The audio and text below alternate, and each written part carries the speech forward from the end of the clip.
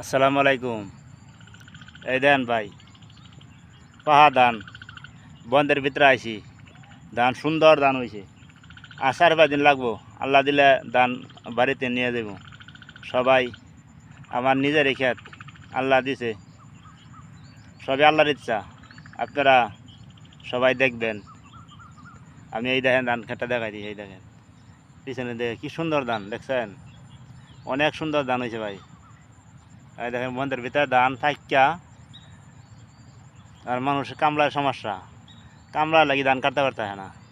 সবাই দেখবেন আমার ভিডিওটা। ইউটিউব চ্যানেলটি অবশ্যই আমার সাবস্ক্রাইব করবেন। আমি আপনার ছোটো ভাই, আপনাদের সামনে ইউটিউব চ্যানেলে আমি ভিডিও ছাড়ি, আপনারা সবাই দেখবেন। অবশ্যই আমার ভিডিও যারা দেখেন অবশ্যই আমার ভালো লাগে। আপনাদের জন্য আমি দোয়া করি, আপনারা ভালো থাকবেন, সুস্থ থাকবেন। আল্লাহ হাফেজ।